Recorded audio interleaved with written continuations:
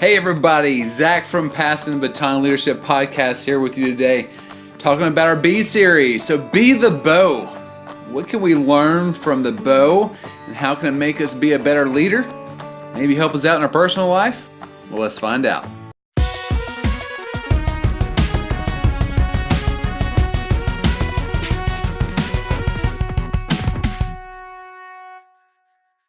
All right, everybody. So today we're going to talk about being the bow.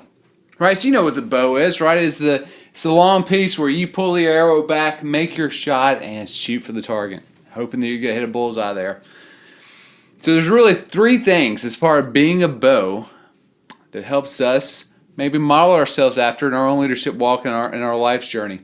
So the first thing is that each bow has a unique fit and purpose.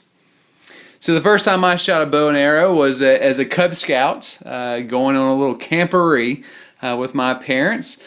And it was something that was one of my favorite pieces of the camp. And that we would all line up, and you have a very primitive bow, and you're taking your shot here and over here, and you're shooting your friends, and you're taking one, you're shooting one far out into the distance, but a very primitive piece. Now, if you look online for bow hunting season, any kind of hunting season, that involves the bow, you're going to find something that's much more complicated. It's got multiple pulley systems in it, multiple jaw strings. It's a very complicated piece of machinery. Then if you look at competitive shooting, a lot of them actually have a piece that sticks out at the front to stabilize the shot, so they can make sure they get a nice and true, clean shot to their target.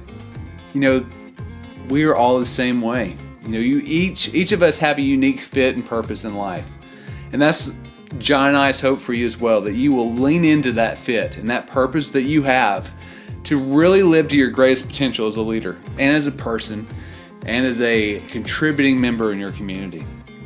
So remember that. The second thing is that the magic of the bow actually happens from the tension and stress that occur from putting everything together.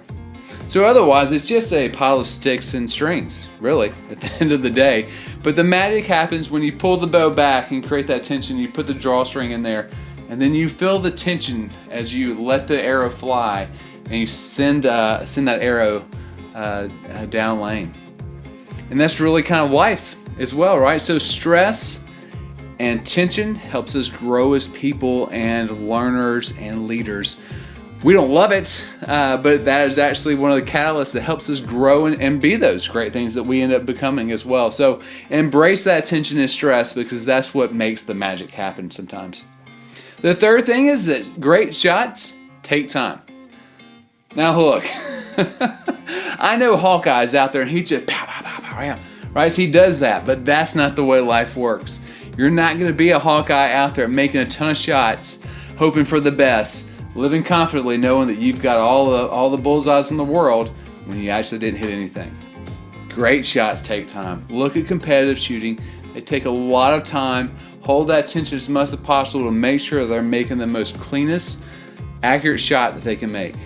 And that's really about life too as well, right? So it's all about making informed decisions, calculated risk, as we talked about earlier, and making a great shot in your efforts and what you're doing to meet your goals.